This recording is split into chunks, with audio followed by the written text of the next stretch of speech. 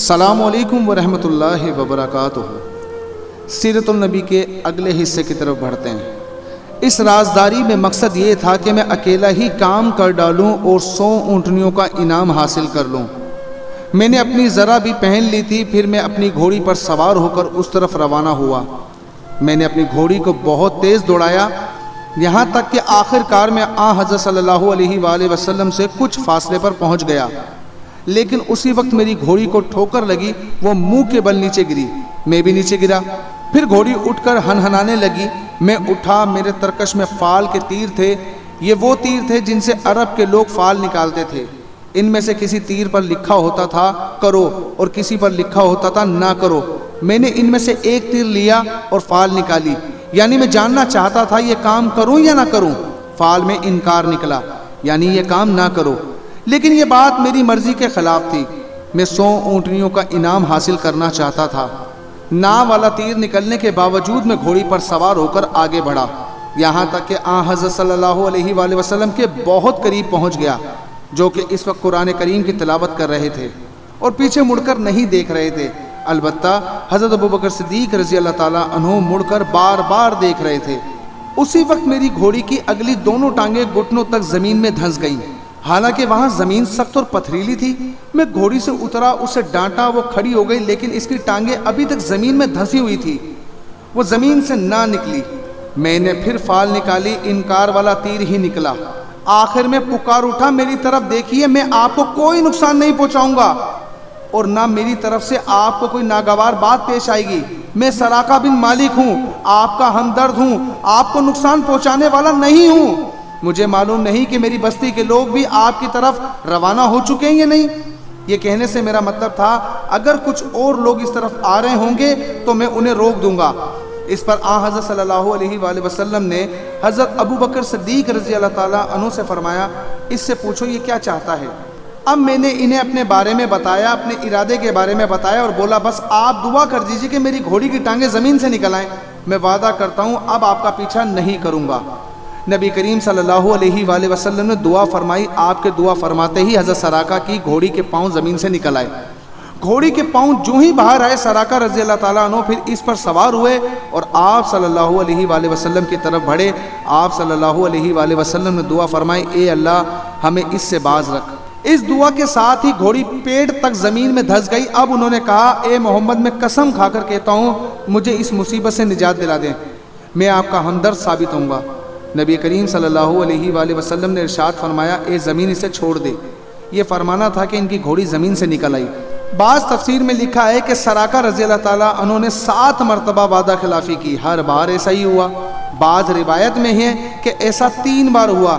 آخر حضرت سراقہ رضی اللہ تعالیٰ عنہ سمجھ گئے تھے وہ آپ صلی اللہ علیہ وآلہ وسلم تک نہیں پہنچ سکتے، چنانچہ انہوں نے کہا میں اب آپ کا پیچھا نہیں کروں گا، آپ میرے سامان میں سے کچھ لینا چاہیں تو لے لیں، سفر میں آپ کے کام آئے گا۔ نبی کریم صلی اللہ علیہ وآلہ وسلم نے ان سے کچھ لینے سے انکار کر دیا اور فرمایا تم بس اپنے آپ کو روکے رکھو اور کسی کو ہم تک نہ آنے دو۔ آپ صلی اللہ علیہ وآلہ وسلم نے سراقہ رضی اللہ تعالیٰ عنہ سے یہ بھی فرمایا، اے سراقہ اس وقت تمہارا کیا حال ہوگا جب تمہیں کسرا کے کنگن پہنائے جائیں گے۔ سراقہ یہ سن کر حیران ہوئے اور بولے، آپ نے کیا فرمایا؟ کسرا بادشاہ کے کنگن مجھے پہنائے جائیں گے؟ ارشاد فرمایا، ہاں ایسا ہی ہوگا۔ نبی کریم صلی اللہ علیہ وآلہ وسلم کی یہ حیرت انگیز پیشن گوئی تھی، کیونکہ اس وقت ایسا ہونے کا قطعاً کوئی امکان دور دور تک نہیں تھا۔ لیکن پھر ایک وقت آیا کہ حضرت سراقہ رضی اللہ تعالیٰ عنہ مسلمان ہوئے۔ حضرت عمر رضی اللہ تعالیٰ عنہ کے دور میں جب مسلمانوں کو فتوحات پر فتوحات ہوئی اور ایران کے بادشاہ کسرا کو شکست فاشت ہوئی تو اس مال غنیمت میں کسرا کے کنگن بھی تھے۔ یہ کنگن حضرت سراقہ رضی اللہ تعالیٰ عنہ کو پہنائے اور اس وقت سراقہ رضی اللہ تعالیٰ عنہ کو یاد آیا کہ نبی کریم صلی اللہ علیہ وآلہ وسلم نے ہجرت کے وقت ارشاد فرمایا تھا، اے سراقہ اس وقت تک تمہارا کیا حال ہوگا جب تمہیں کسرا کے کنگن پہنائے جائیں گے۔ اپنے ایمان لانے کی تفصیل سراقہ رضی اللہ تعالیٰ عنہ یوں بیان کرتے ہیں، جب رسول کریم صلی اللہ علیہ وآلہ وسلم حنین اور طائف کے معرکوں سے فارغ ہو چکے تو میں ان سے ملنے کے لیے روانہ ہوا۔ ان سے میری ملاقات جعرانہ کے مقام پر ہوئی۔ میں انصاری سواروں کے درمیان سے لشکر کے اس حصے کی طرف روانہ ہوا جہاں آپ صلی اللہ علیہ وآلہ وسلم نے اپنی اونٹنی پر تشریف فرما تھے۔ میں نے نزدیک پہنچ کر عرض کیا، اے اللہ کے رسول میں سراقہ ہوں۔ ارشاد فرمایا، قریب آ جاؤ۔ میں نزدیک چلا آیا اور پھر ایمان لے آیا۔ حضرت عمر نے کسرہ کے کنگن مجھے پہناتے ہوئے فرمایا تھا تمام تعریفیں اس ذات باری تعالیٰ کے لیے ہیں جس نے یہ چیزیں شاہ ایران کسرہ بن ہنس سے چھین لی جو یہ کہا کرتا تھا میں انسانوں کا پروردگار ہوں۔ یہ سراقہ نبی کریم صلی اللہ علیہ وآلہ وسلم سے معافی ملنے کے بعد واپس پلٹے اور راستے میں جو بھی آپ صلی اللہ علیہ وآلہ وسلم کی تلاش میں آتا ہوا انہیں ملا، یہ اسے یہ کہہ کر لوٹاتے رہے میں اسی طرف سے ہو کر آ رہا ہوں، مجھے ادھر کوئی نہیں ملا، اور لوگ جانتے ہی مجھے راستوں کی کتنی پہچان ہے۔ غرض اس روز یہ قافلہ تمام رات چلتا رہا، یہاں تک کہ چلتے چلتے اگلے دن دوپہر کا وقت ہو گیا۔ اب دور دور تک کوئی آتا جاتا نظر نہیں آ رہا تھا۔ ایسے میں سامنے ایک چٹان ابھری ہوئی نظر آئی، اس کا سایہ کافی دور تک پھیلا ہوا تھا۔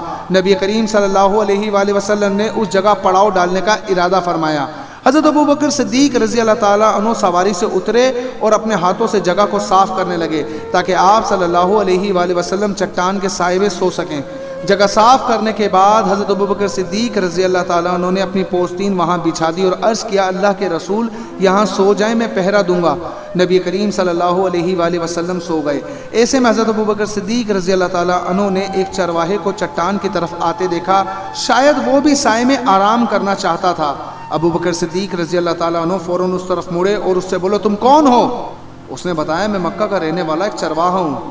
حضرت ابوبکر صدیق رضی اللہ تعالیٰ عنہ بولے کیا تمہاری بکریوں میں کوئی دودھ والی بکری ہے؟ جواب میں اس نے کہا ہاں ہے۔ پھر وہ ایک بکری سامنے لایا اور اس کا دودھ نکال کر حضرت ابوبکر صدیق رضی اللہ تعالیٰ عنہ کو دیا۔ وہ دودھ کا برتن اٹھائے آپ صلی اللہ علیہ وآلہ وسلم کے پاس آئے جو کہ اس وقت سو رہے تھے۔ انہوں نے آپ صلی اللہ علیہ وآلہ وسلم کو جگانا مناسب نہ سمجھا، دودھ کا برتن لیے اس وقت تک کھڑے رہے جب تک کہ آپ صلی اللہ علیہ وآلہ وسلم جاگ نہیں گئے۔ حضرت ابوبکر صدیق رضی اللہ تعالیٰ عنہ نے دودھ میں پانی کی دھار ڈالی تاکہ وہ ٹھنڈا ہو جائے، پھر خدمت میں پیش کیا اور عرض کیا یہ دودھ پی لیجئے۔ آپ صلی اللہ علیہ وآلہ وسلم نے دودھ نوش فرمایا اور پوچھا کیا روانگی کا وقت ہو گیا ہے؟ حضرت ابوبکر صدیق رضی اللہ تعالیٰ عنہ نے عرض کیا جی ہاں ہو گیا ہے۔ ابھی قافلہ پھر روانہ ہوا، ابھی کچھ دور ہی گئے ہوں گے کہ ایک خیمہ نظر آیا۔ خیمے کے باہر ایک عورت بیٹھی تھی، یہ ام مبد رضی اللہ تعالیٰ عنہ تھی جو اس وقت تک اسلام کی دعوت سے محروم تھی۔ ان کا نام عاتکہ تھا، یہ ایک بہادر اور شریف خاتون تھی۔ انہوں نے بھی آنے والوں کو دیکھ لیا۔ اس وقت ام مبد رضی اللہ تعالیٰ عنہ کو یہ معلوم نہیں تھا کہ یہ چھوٹا سا قافلہ کن ہستیوں کا ہے۔ نزدیک آنے پر نبی کریم صلی اللہ علیہ وآلہ وسلم کو ام مبد رضی اللہ تعالیٰ عنہ کے پاس ایک بکری کھڑی نظر آئی۔ وہ بہت ہی کمزور اور دبلی پتلی سی بکری تھی۔ آپ صلی اللہ علیہ وآلہ وسلم نے ام مبد سے دریافت کیا کیا اس کے تھنوں میں دودھ ہے؟ ام مبد بولی اس کمزور اور مریل بکری کے تھنوں میں دودھ کہاں سے آئے گا؟ آپ صلی اللہ علیہ وآلہ وسلم نے ارشاد فرمایا کہ تم مجھے اس کو دھونے کی اجازت دو گی؟ اس پر ام مبد رضی اللہ تعالیٰ عنہ بولی لیکن یہ تو ابھی ویسے بھی دودھ دینے والی نہیں ہوئی، آپ خود سوچیے یہ دودھ کس طرح دے سکتی ہے؟ میری طرف سے اجازت ہے، اگر اس سے آپ دودھ نکال سکتے ہیں تو نکال لیجئے۔ حضرت ابوبکر صدیق رضی اللہ تعالیٰ عنہ اس بکری کو حضور نبی کریم صلی اللہ علیہ وآلہ وسلم کے پاس لے آئے۔ نبی کریم صلی اللہ علیہ وآلہ وسلم نے اس کی کمر اور تھنوں پر ہاتھ پھیرا اور دعا کی اے اللہ اس بکری میں ہمارے لیے برکت عطا فرما۔ جو ہی آپ صلی اللہ علیہ وآلہ وسلم نے یہ دعا مانگی بکری کے تھن دودھ سے بھر گئے اور ان سے دودھ ٹپکنے لگا۔ یہ نظارہ دیکھ کر ام مبد رضی اللہ تعالیٰ عنہ حیرت زدہ رہ گئی۔ آپ صلی اللہ علیہ وآلہ وسلم نے ارشاد فرمایا ایک برتن لاؤ۔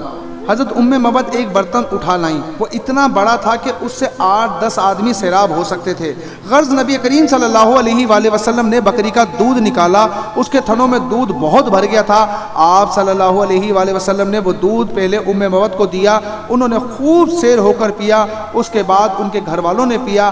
آخر میں نبی کریم صلی اللہ علیہ وآلہ وسلم نے خود دودھ نوش فرمایا اور پھر ارشاد فرمایا قوم کو پلانے والا خود سب سے بعد میں پیتا ہے۔ سب کے دودھ پی لینے کے بعد آپ صلی اللہ علیہ وآلہ وسلم نے پھر بکری کا دودھ نکال کر ام مبد کو دے دیا اور وہاں سے آگے روانہ ہوئے۔ شام کے وقت ام مبد کے شوہر ابو مبد لوٹے، وہ اپنی بکریوں کو چرانے کے لیے گئے ہوئے تھے۔ خیمے پر پہنچے تو وہاں بہت سا دودھ نظر آیا۔ دودھ دیکھ کر حیران ہو گئے، بیوی سے بولے اے ام مبد یہ یہاں دودھ کیسا رکھا ہے؟